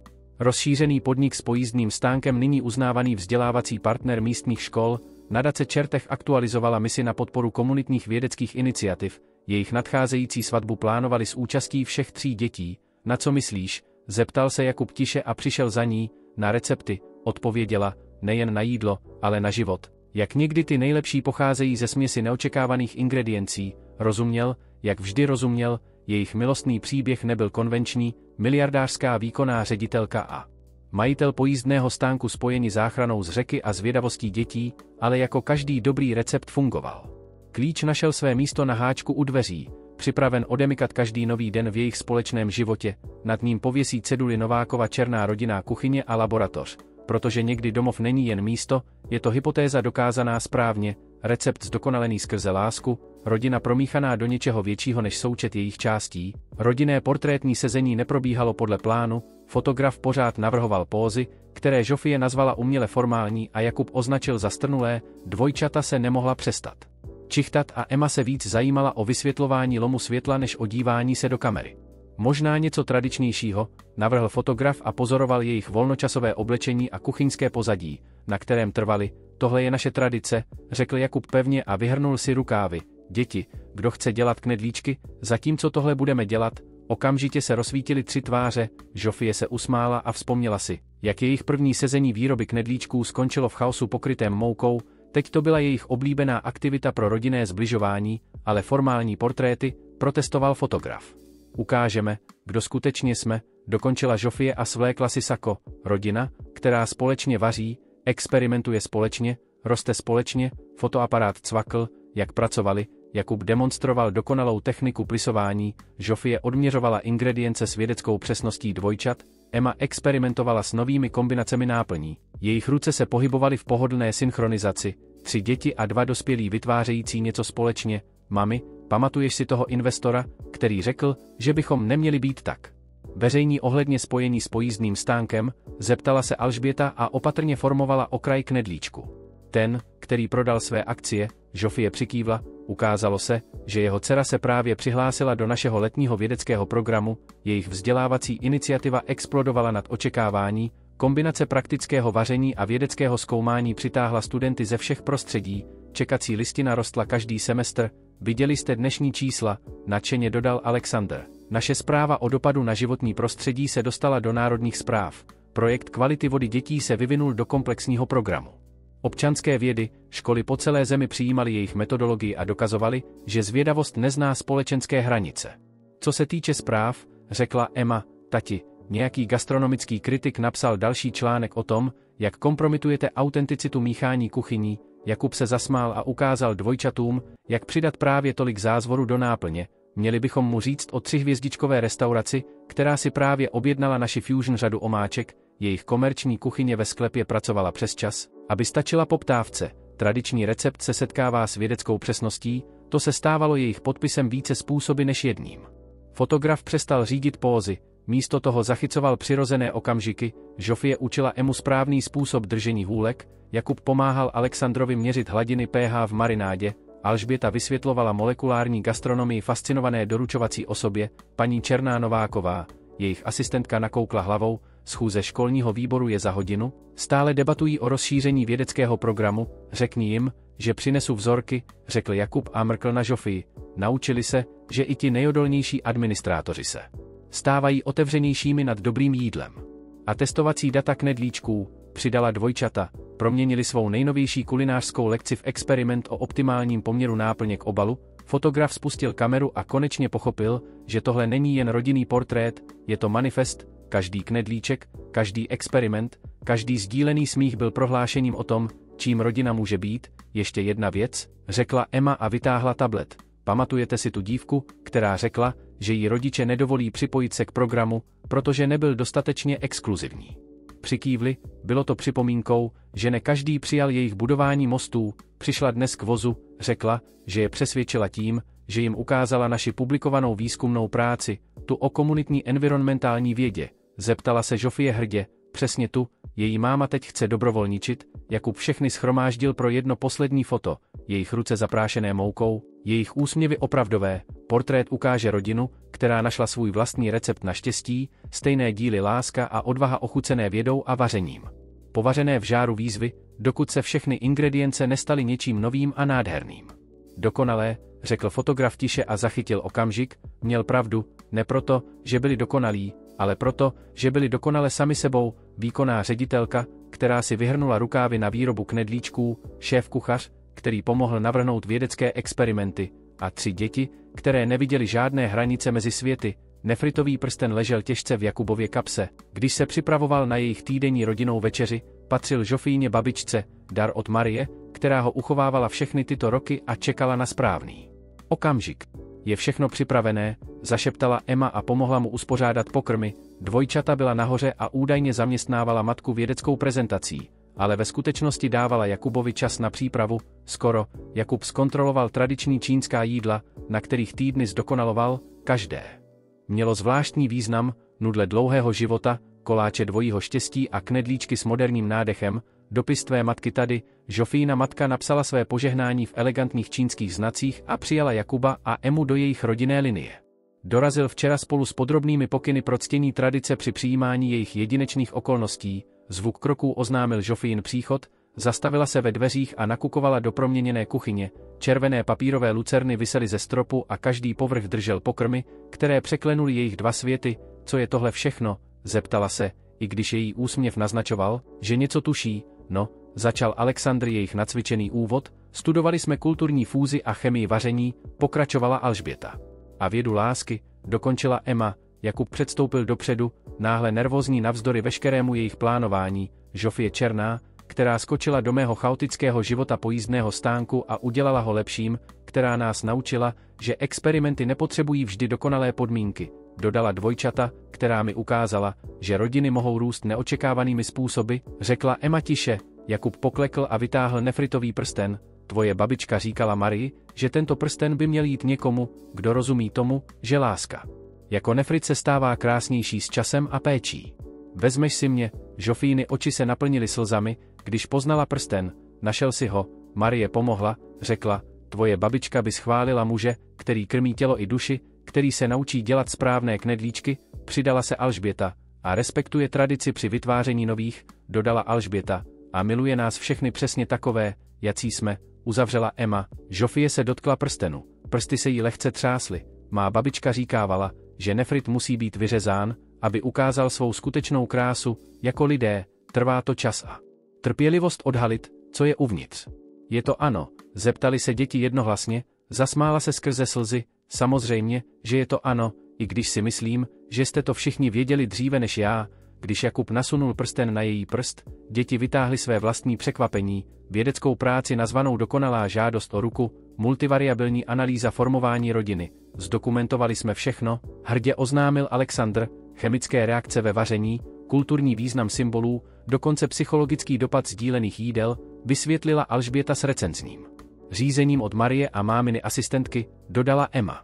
Žofie prohlédla jejich práci a smála se jejich podrobným grafům a diagramům. Proměnili jste mou žádost o ruku ve vědecký experiment, s velmi pozitivními výsledky, řekl Jakub a přitáhl si ji blíž. Nefritový prsten zachytil světlo, jeho starověký povrch držel století tradice při přijímání jejich moderního milostného příběhu. Jako oni, byl to most mezi světy dokazující, že nejcennější věci získávají hodnotu ne z dokonalosti, ale z cesty, kterou podniknou. Je tu jen jeden experiment navíc, oznámila dvojčata a vytáhla malý koláč. Vypočítali jsme přesnou chemickou reakci potřebnou.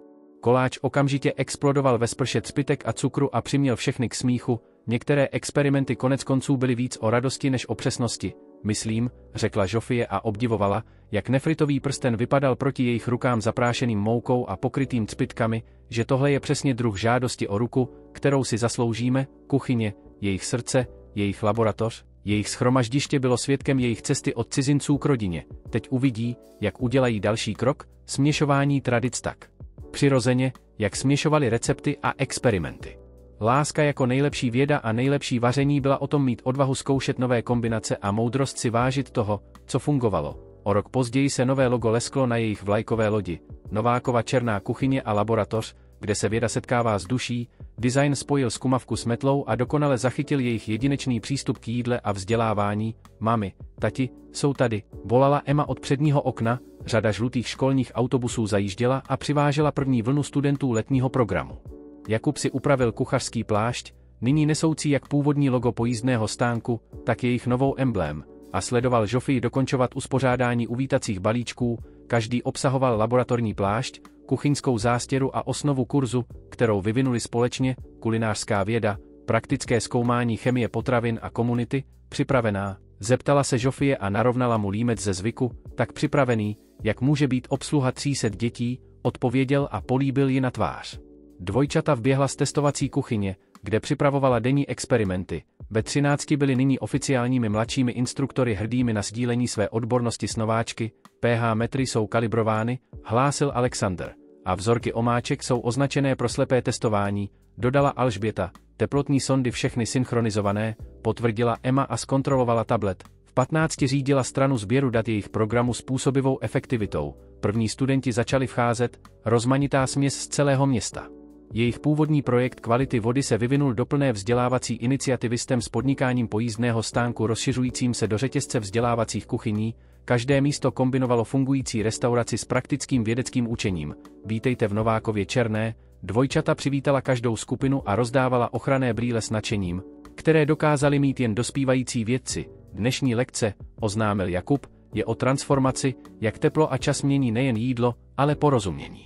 A jako každý dobrý experiment, pokračovala Žofie, budeme následovat vědeckou metodu při vytváření něčeho lahodného. Jejich personál, směs šéfkuchařů a učitelů přírodních věd, se pohyboval mezi stanicemi a pomáhal studentům obléci ochranné vybavení a vysvětloval denní cíle. Kuchyně bzučela energií, Bunzenovy hořáky se zapalovaly vedle profesionálních sporáků. Paní Černá Nováková, malá dívka, zvedla ruku. Je pravda, že tohle všechno začalo pojízdným stánkem? Žofie se usmála a vzpomněla si na to.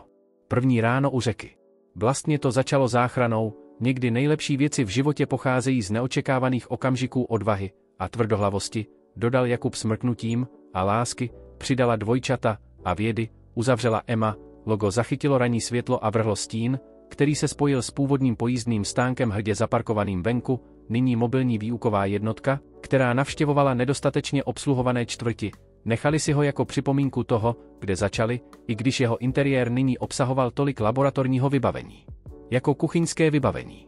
Jiří Černý se objevil ve dveřích, přesně podle plánu na svou měsíční návštěvu, konečně přijal jejich úspěch a dokonce přispěl do vzdělávací nadace, kterou založili. Konference v Singapuru chce, abyste byli hlavními řečníky, řekl Žofii. Všichni vlastně jsou fascinováni vaším integrovaným přístupem ke vzdělávání STEM. Výlet, vykřikla dvojčata a už plánovala experimenty, které by mohla demonstrovat.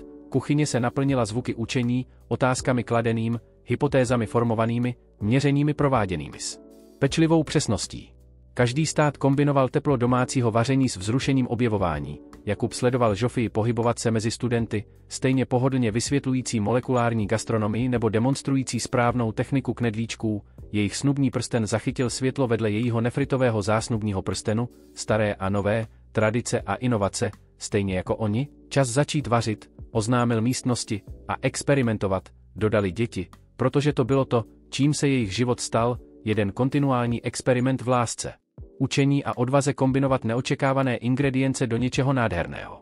Logo říkalo všechno, věda a duše, srdce a mysl, rodina a budoucnost, recept, který dokázal, že někdy nejméně pravděpodobné kombinace vytvářejí nejdokonalejší výsledky, konec.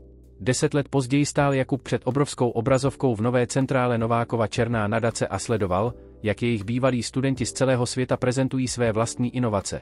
Milan, jeho bývalý nepříliš spolehlivý pomocník, nyní řídil jejich největší vzdělávací centrum v Brně a vysvětloval skupině mladých šéfkuchařů, jak věda může zlepšit tradiční recepty. Marie, stále jejich pilíř, koordinovala videokonferenci z Prahy, kde otevírali svou 20. pobočku kuchyně a laboratoře. Tohle je neuvěřitelné, zašeptala Žofie a objevila se vedle něj s tabletem plným zpráv z jejich celosvětové sítě. Vzpomínáš si na tu malou dívku, která se bála zeptat na testovací kit? Jakub přikývl a ukázal na obrazovku, kde 22letá doktorka Tereza Svobodová vysvětlovala svůj objev nové metody čištění vody pro rozvojové země. Její výzkum začal právě tady v naší kuchyni před 10 lety, když jí Emma ukázala, jak testovat pH vody. Telefonní hovor přerušil jejich vzpomínání, bylo to z redakce National Geographic, chtěli natočit dokumentární film o jejich úspěchu a dopadu na globální vzdělávání. Emma, nyní 27letá, vedla vlastní výzkumný tým na univerzitě a zrovna publikovala studii o tom, jak praktické vzdělávání mění životy dětí z chudých čtvrtí. Tati, mami, volala z obrazovky během jejich týdenního rodinného hovoru. Univerzita mi nabídla křeslo vedoucí katedry environmentálních věd, ale chci to udělat jinak. Chci otevřít kampus přímo v našem vzdělávacím centru, kde mohou studenti pracovat s reálnými problémy komunity místo jen psaní teoretických prací. Alexandr a Alžběta, nyní 23, cestovali po světě jako mladí ambasadoři jejich programu. Alexandr se specializoval na udržitelné zemědělství a pomáhal farmářům v Africe implementovat vědecké metody pěstování, zatímco Alžběta se věnovala mořské biologii a pracovala s rybáři na Filipínách na ochraně korálových útesů. Jejich nejnovější projekt propojoval školy z 5 kontinentů prostřednictvím společných environmentálních experimentů. Každý týden měli videokonferenci, kde děti z různých zemí sdíleli svá zjištění. Žofie mezitím transformovala celou Čertech Industries do největší globální platformy pro vzdělávací technologie. Jejich aplikace umožňovala dětem z odlehlých vesnic přistupovat ke stejným vědeckým experimentům jako studentům z prestižních škol. Včera jsme dosáhli 10 milionů aktivních uživatelů, řekla hrdě, a všechno to začalo tím, že jsme chtěli pomoct 3 dětem s jedním projektem o vodě. Jiří, který se mezitím stal jejich vědeckým poradcem, přiletěl z Singapuru s novinami o jejich nejnovějším grantu. UNESCO schválilo náš návrh, oznámil nadšeně, budeme koordinovat globální síť škol zaměřených na praktickou vědu, $500 milionů na příštích 10 let, dvojčata budou zodpovědná za implementaci v Asii, Emma povede americký program a já budu koordinovat evropskou část. Jakub si sedl do křesla, které kdysi patřilo pouze Žofii. nyní měli společnou kancelář, kde se míchaly business plány s recepty a vědecké studie s fotografiemi jejich rozrostlé rodiny.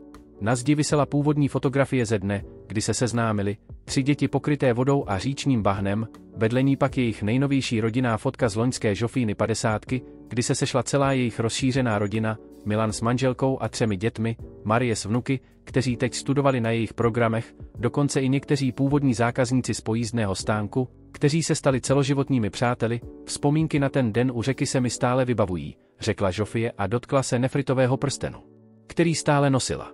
Myslíš si někdy, co by se stalo, kdybys neskočil? Jakub se zamyslel, pravděpodobně bych nikdy nepoznal lásku svého života a ty 3 úžasné děti by nikdy nezměnili svět tím způsobem, jak ho mění teď. Právě v ten moment vešla jejich asistentka s listem, který změnil vše. Královská švédská akademie věd vám uděluje Nobelovu cenu za mír za váš přínos k mírovému soužití prostřednictvím vědeckého vzdělávání, přečetla nahlas. Jakub a Žofie se na sebe podívali v naprostém šoku. Nobelova cena, zašeptala Žofie, za vaření a vědu, za to, že jsme učili děti, jak spolupracovat místo soupeření, jak hledat řešení místo problémů. Telefon okamžitě začal vyzvánět, novináři z celého světa chtěli rozhovory, ale první hovor, který přijali, byl od jejich dětí. Tati, mami, slyšeli jsme to v rádiu, křičela Emma z druhé strany světa, kde zrovna školila učitele v Keni, jsme na vás tak hrdí, celý náš tým tady slaví. Alexandr volal z Brazílie, kde pomáhal místním komunitám s čištěním řek. Máma, táta, tohle je úžasné, dodala Alžběta z Austrálie, kde studovala vliv klimatických změn na mořský život. Víte, co to znamená pro naše programy? Kolik dětí teď budeme moci oslovit? Ceremoniál v Stockholmu byl jako sen. Jakub ve svém prvním smokingu v životě, Žofie v elegantních šatech s nefritovými náušnicemi, které zdědila po babičce. Na pódiu před králem Švédska vyprávěli svůj příběh, jak obyčejná záchrana z řeky vedla k největší vzdělávací revoluci 21. století. Když jsem před 16 lety skočil do rychlé řeky zachránit 2 děti, řekl Jakub do mikrofonu, nevěděl jsem, že zachraňujem nejen jejich životy, ale také budoucnost vzdělávání. Láska nás učí, že neexistují hranice mezi lidmi, věda nás učí, jak tyto hranice překonat a vzdělávání nám dává nástroje k budování lepšího světa. Žofie pokračovala, naše děti nám ukázaly, že nejlepší učení se děje, když spojíte srdce s mozkem, když nečekáte na dokonalé podmínky, ale začnete tam, kde jste. Po ceremoniálu je čekalo překvapení, tisíce studentů z jejich programů z celého světa se připojilo k videokonferenci, každý držel transparent s nápisem děkujeme, děti zpívali ve svých rodných jazycích, od čínštiny přes arabštinu až po španělštinu, všechny sjednocené v jedné písni o míru a spolupráci, kterou složili studenti z jejich programu. Milan na obrazovce z Brna držel dort ve tvaru pojízdného stánku s nápisem od chatrče k Nobelově ceně, Marie z Prahy se smála a vzpomínala, jak kdysi varovala Jakuba před společenskými rozdíly. Podívej, jak daleko jsme to dotáhli, řekla s úsměvem, královský palác v Stockholmu, ale v srdci stále stejní lidé, kteří věří, že dobrá jídlo a věda mohou změnit svět. Slavnostní večeře byla další příležitostí k setkání s lidmi, kteří měnili svět, fyzici, spisovatelé, lékaři, ale Jakub a Žofie vyprávěli o svých studentech, o dětech, které našly své vášně v jejich kuchyních a laboratořích, o komunitách, které se spojily nad společnými experimenty a jídly. Jeden z nejvlivnějších evropských politiků přišel k jejich stolu, váš program právě zachránil moji dceru, řekl vážně, bojovala s depresí, dokud se nezapsala do vašeho kurzu kulinářské vědy v Paříži, teď studuje biochemii a chce změnit svět. Takové příběhy slyšeli celý večer, rodiče děkující za to, že jejich děti našli směr, učitelé popisující, jak se jejich třídy proměnily, když začali používat jejich metodiky, podnikatelé, kteří založili firmy inspirované jejich přístupem k propojování různých oborů.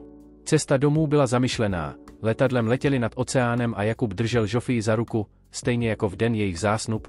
Myslíš si, že Sarah by byla hrdá? Zeptal se tiše, Žofie stiskla jeho ruku, určitě by byla, vidí mi v každém okamžiku, kdy Emma pomáhá jinému dítěti objevit lásku k vědě, v každém úsměvu, když někomu vysvětluje složitý koncept tak jednoduše, že ho každý pochopí. Sarah by byla nejhrdější ze všech, protože její dcera se stala mostem mezi světy, stejně jako ona chtěla být. Po návratu domů je čekala další vlna gratulací, ale také výzvy, jak naložit s obrovskou pozorností a odpovědností, která přišla s Nobelovou cenou. Média chtěla vědět všechno o jejich soukromém životě, vydavatelé nabízeli miliony za knihy, filmoví producenti chtěli natočit jejich příběh, ale oni zůstali věrní svým kořenům. Každé ráno stále začínali v původní kuchyni jejich prvního centra, Jakub vařil snídani pro personál, Žofie kontrolovala vzdělávací programy z celého světa. Původní pojízdný stánek stále parkoval před budovou, nyní jako muzeum a inspirace pro návštěvníky, uvnitř byly vystaveny fotografie jejich cesty, od prvních chaotických experimentů s dvojčaty až po získání nejvyšší mezinárodní pocty. Děti z místních škol pravidelně přicházely na exkurze a Jakub jim vždy vyprávěl ten samý příběh. Všechno začalo obyčejným dnem, kdy jsem chtěl pomoct, láska a věda nejsou tak odlišné, obě vyžadují odvahu experimentovat, trpělivost čekat na výsledky a víru, že i malé činy mohou mít obrovský dopad. 5 let po Nobelově ceně otevřeli svou 1000. pobočku v malé vesnici v Bangladéši. Místní děti, které nikdy předtím neviděli vědecké vybavení, teď prováděli experimenty, které by je kdysi bavily pouze v nejlepších světových univerzitách. Jejich model se stal standardem pro vzdělávání po celém světě, vlády investovaly miliardy do podobných programů, pedagogické fakulty přepisovaly své osnovy podle jejich metodiky kombinující praktické učení s emocionálním rozvojem. Jakub, nyní 70, stále každé ráno vstal s nadšením pro nový den. Žofie, o 5 let mladší, řídila globální operace s energií 20letky, jejich láska se prohlubovala s každým rokem, každou výzvou, každým úspěchem i neúspěchem, který společně prožili. Večery trávili na terase svého domu, popíjeli čaj z původní babiččiny soupravy a četli si dopisy od studentů z celého světa, kteří jim děkovali za změnu jejich životů. Jeden dopis zvlášť je dojal, psala jim mladá žena z Nigérie, která začala v jejich programu jako 7letá a teď objevila lék na vzácnou tropickou nemoc. Píšete, že začalo všechno záchranou 2 dětí z řeky, ale já vím, že jste zachránili miliony z nás, dali jste nám víru, že každý může být vědcem, že každý problém má řešení, že hranice existují jen v našich hlavách a že láska je nejsilnější síla ve vesmíru. To jsou slova, která nás žení dopředu každý den. Alexandr s Alžbětou, nyní 30, založili vlastní rodiny a pokračovali v rodinné tradici. Alexandrovi dvojčata už ve 4 letech uměla rozpoznat různé druhy půdy a vysvětlit, proč rostliny potřebují různé živiny. Alžbětiny syn zase fascinovaně poslouchal příběhy o mořských tvorech a sliboval, že jednou objeví nový druh ryby. Emma se vdala za kolegu vědce a měla dceru, kterou nazvali Sarah na počest babičky, kterou nikdy nepoznala, ale jejíž duch žil v každém vědeckém objevu, každém aktu laskavosti, každém okamžiku, kdy někdo pomohl jinému člověku pochopit svět kolem sebe. Jejich příběh se stal legendou, inspirací pro miliony rodin po celém světě, ale pro ně to zůstávalo jednoduché. Byli rodina, která se našla v neočekávaném okamžiku a rozhodla se nikdy se nevzdat lásky, vědy a dobré kuchyně jako prostředků ke změně světa. Každý večer, když se dívali na hvězdy z terasy svého domu, děkovali za ten den u rychlé řeky, kdy se jejich životy navždy propletly, protože někdy největší dary přicházejí v okamžicích, kdy nejméně čekáme, ale nejvíce potřebujeme odvahu skočit do neznáma a zachránit nejen někoho jiného, ale i sebe sama. A tak jejich příběh pokračoval, psaný v úsmělech dětí, které objevily radost z učení, v rukou vědců, kteří změnili svět, v srdcích rodin, které se spojily nad společnými jídly a experimenty, protože láska, stejně jako nejlepší recepty, se dělí, aby se znásobila, a nejlepší vědecké objevy se rodí z otázek, které kladou zvědavé děti s otevřenými srdci a připravenými rukama na práci.